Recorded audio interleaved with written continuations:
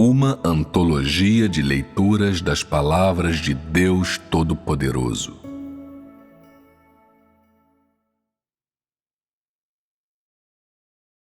O próprio Deus, o único.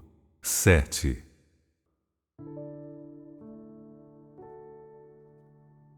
Deus é a fonte da vida para todas as coisas.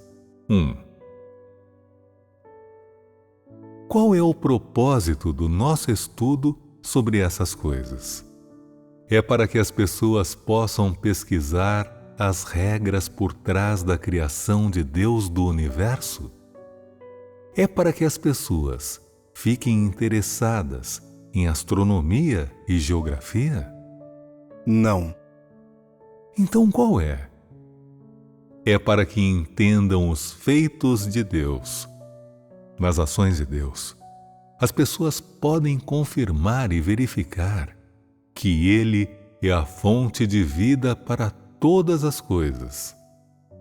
Se for capaz de entender esse ponto, então você será verdadeiramente capaz de confirmar o lugar de Deus em seu coração e será capaz de confirmar que Deus é o próprio Deus único, o Criador dos céus e da terra e de todas as coisas.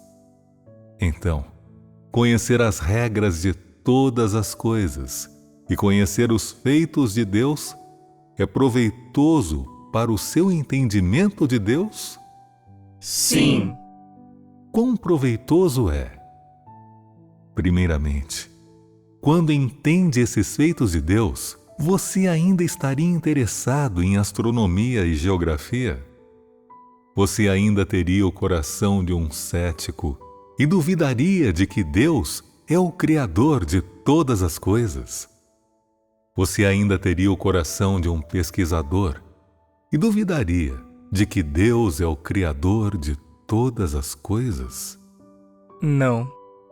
Quando você confirmar que Deus é o Criador do universo e, além disso, chegar a conhecer as regras por trás de sua criação, você, em seu coração, acreditará verdadeiramente que Deus provê ao universo?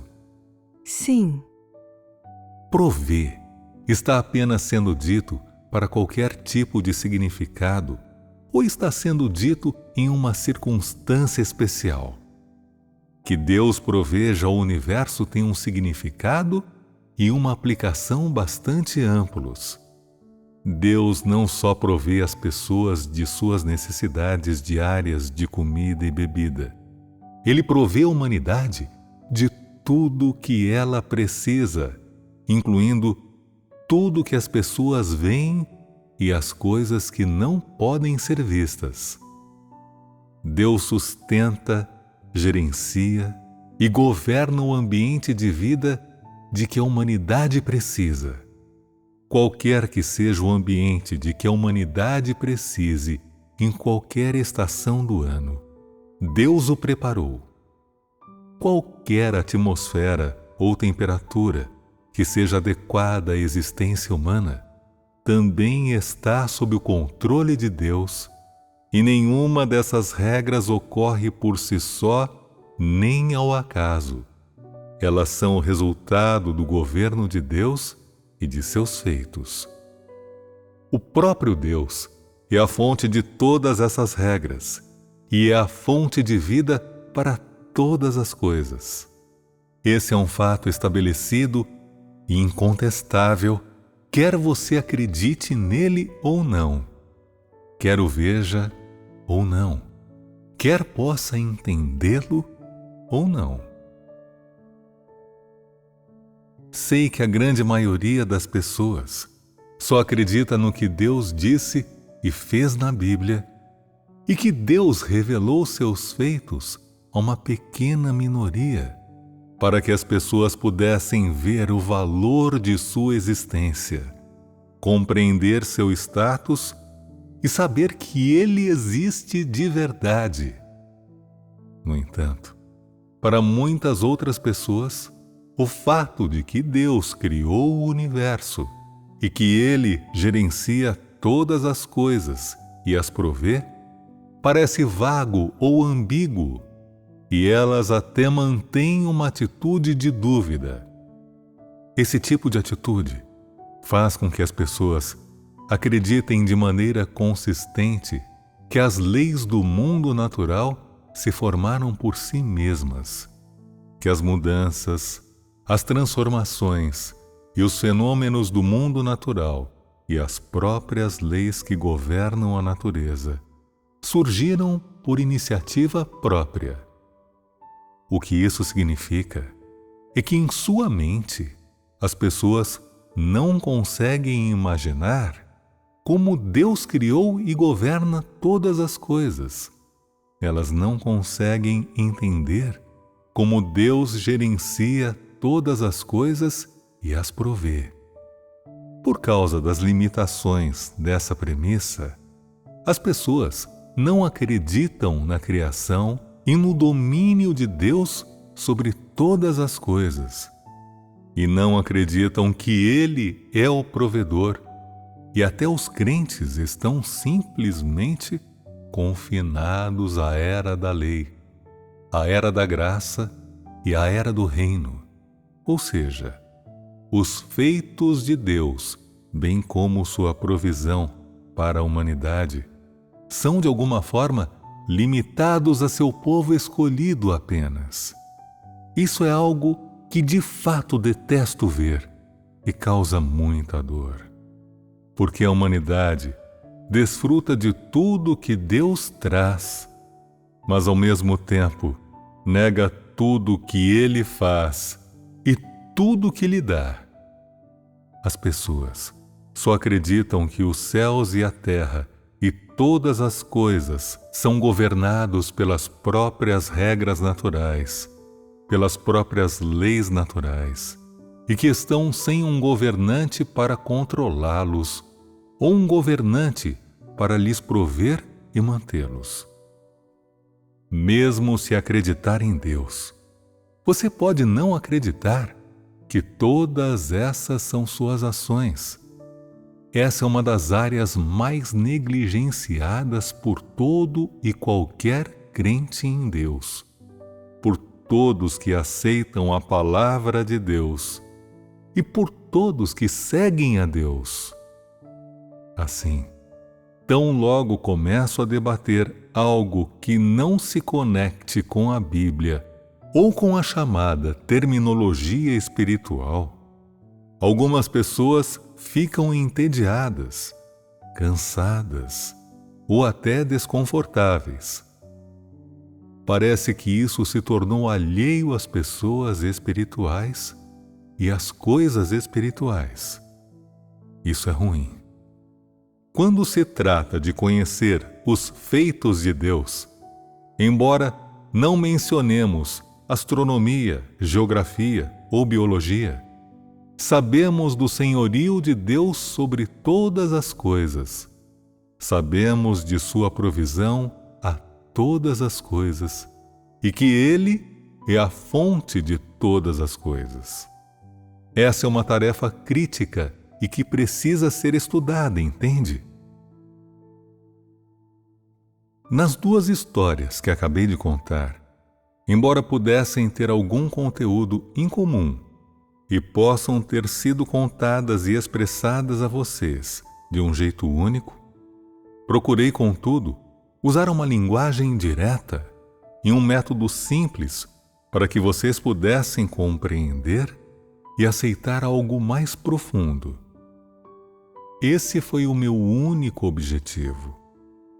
Eu queria que vocês, a partir dessas pequenas histórias e cenas, vissem e acreditassem que Deus é o governante de todas as coisas.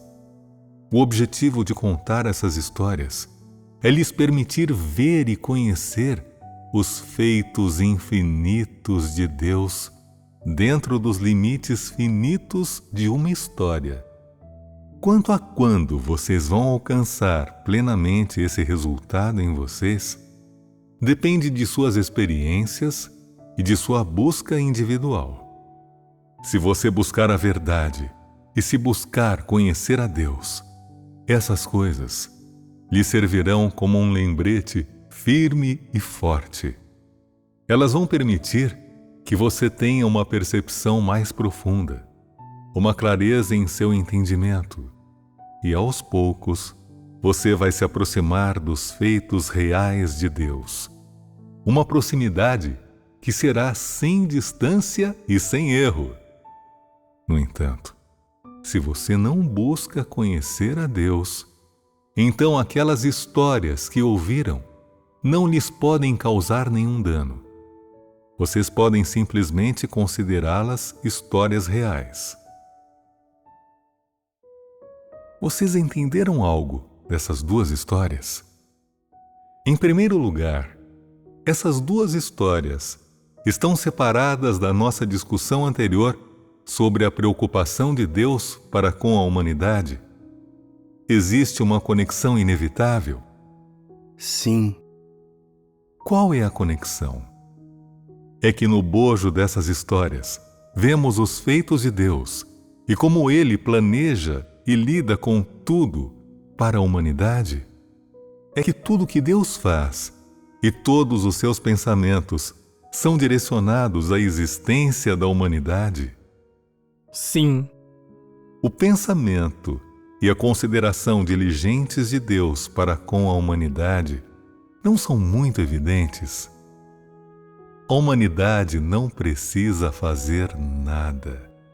Deus preparou para as pessoas o próprio ar que elas respiram. As hortaliças e as frutas que elas comem estão disponíveis de imediato, de norte a sul, de leste a oeste. Cada região tem os próprios recursos naturais e diferentes cultivos, e as frutas e as hortaliças foram preparadas por Deus. Falando do ambiente mais amplo, Deus criou todas as coisas interconectadas, mutuamente entrelaçadas e interdependentes. Ele usou esse método e essas regras para manter a sobrevivência e a existência de todas as coisas. E dessa forma, a humanidade viveu tranquila e pacificamente. Cresceu e se multiplicou de uma geração para a seguinte nesse ambiente de vida até os dias atuais. Ou seja, Deus equilibra o ambiente natural. Se a soberania e o controle de Deus não estivessem em ordem, nenhum homem poderia manter e equilibrar o ambiente, mesmo se fosse criado por Deus em primeiro lugar. Em alguns lugares não há ar. Por isso, as pessoas não podem viver lá e não deveriam ultrapassar os limites. Isso é para a proteção da humanidade, e essas coisas são muito misteriosas. Cada canto do ambiente, a longitude e a amplitude da Terra, e cada ser vivo da Terra, tanto os vivos quanto os mortos, foram preparados por Deus e Ele refletiu sobre eles. Por que essa coisa é necessária? Por que aquela é desnecessária? Qual é o propósito de ter essa coisa aqui? E por que aquela deveria ir para lá? Deus já tinha considerado todas essas coisas muito bem, e não há necessidade de as pessoas pensarem nelas. Existem alguns tolos que estão sempre pensando em mover montanhas. Mas em vez de fazer isso, por que não mudar para as planícies? Se você não gosta de montanhas, por que iria morar perto delas? Não é tolice? O que acontece se você mover aquela montanha? Um furacão vai soprar de lado a lado, ou uma onda enorme vai alagar tudo e o lar das pessoas será destruído. Não seria uma coisa tola de se fazer, certo? As pessoas só conseguem destruir. Elas não conseguem nem manter o único lugar que têm para viver, e mesmo assim querem prover a todas as coisas. Isso é impossível. Deus permite que o homem gerencie todas as coisas e tenha domínio sobre elas. Mas o homem faz um bom trabalho? Não. Como o homem faz um trabalho ruim? A humanidade tende à destruição. A humanidade não é só incapaz de preservar as coisas como Deus as criou. Ele, de fato, as tem destruído. A humanidade reduziu as montanhas a entulho, sufocou os mares com terra e transformou as planícies em desertos onde ninguém consegue viver. Mas lá no deserto, o homem criou a indústria e construiu bases nucleares, e a destruição prevalece em todas as direções. Os rios não são mais rios. O mar não é mais o mar. Quando a humanidade perturba o equilíbrio e as regras da natureza, seu dia de desastre e morte não está longe e é inevitável. Quando o desastre chegar, as pessoas saberão o quão preciosa a criação de Deus é e o quão importante toda ela é para a humanidade. O homem viver em um ambiente com um clima agradável é como estar no paraíso. As pessoas não percebem essa bênção, mas no momento em que perderem tudo, elas verão o quanto tudo isso é raro e precioso. Como alguém conseguiria tudo isso de volta? O que as pessoas poderiam fazer se Deus não estivesse disposto a criá-lo novamente? O que vocês poderiam fazer? Não poderíamos fazer nada.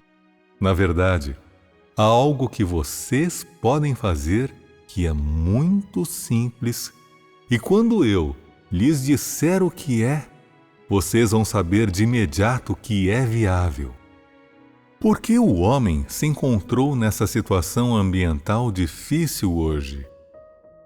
É por causa da ganância e da destruição humana?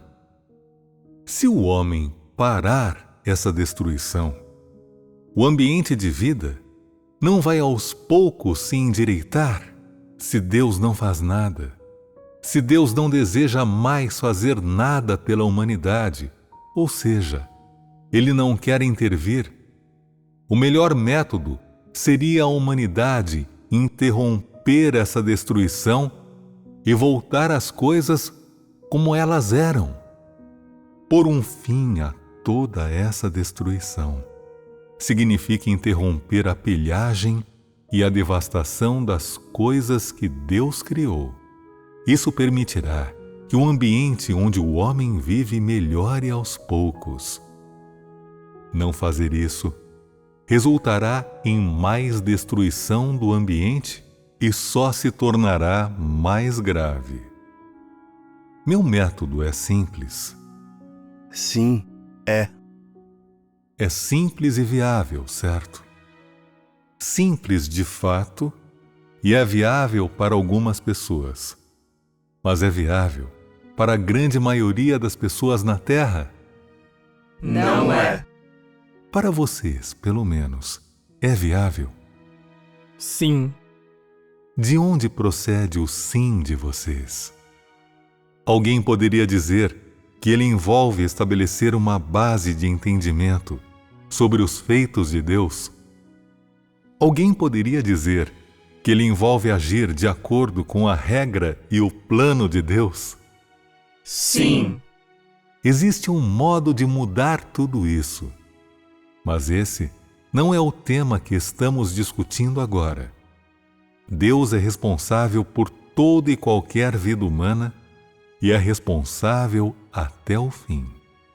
Deus provê a você, mesmo se você tiver ficado doente pelo ambiente destruído por Satanás, ou afetado pela poluição, ou sofrido qualquer outro dano, isso não importa.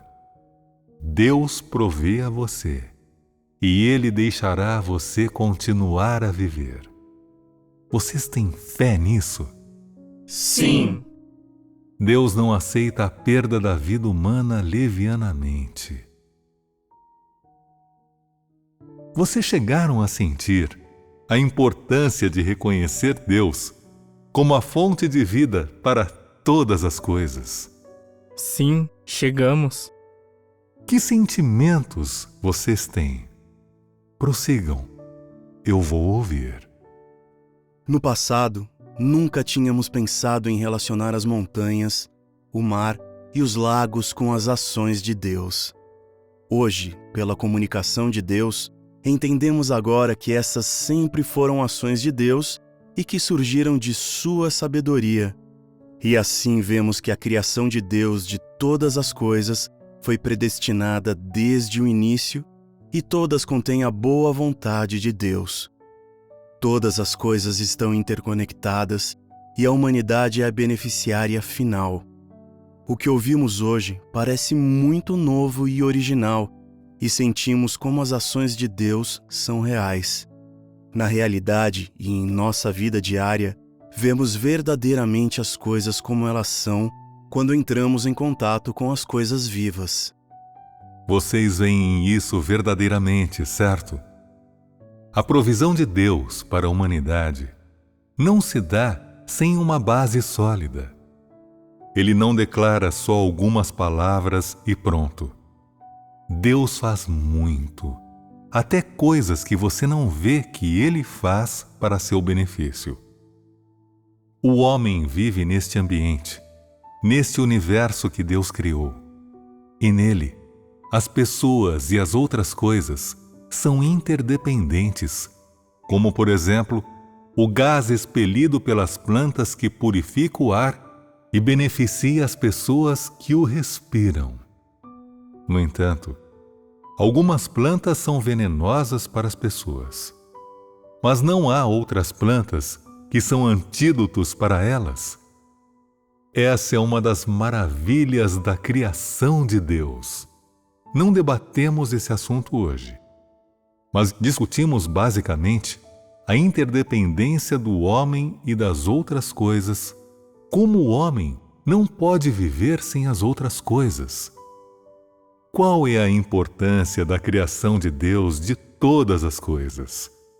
O homem não pode viver sem as outras coisas, como, por exemplo, o homem precisa do ar para viver, e se fosse colocado num vácuo, você logo morreria.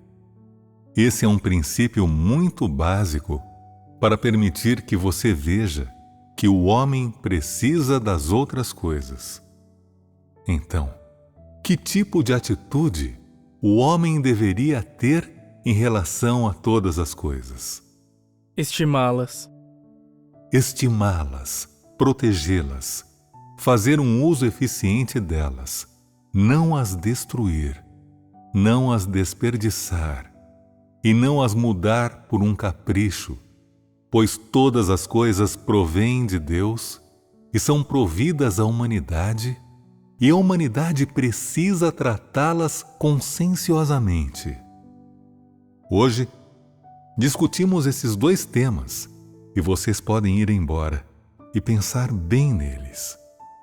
Da próxima vez, discutiremos algumas coisas com mais detalhes. Nossa comunicação terminará por aqui hoje. Até logo. Até logo.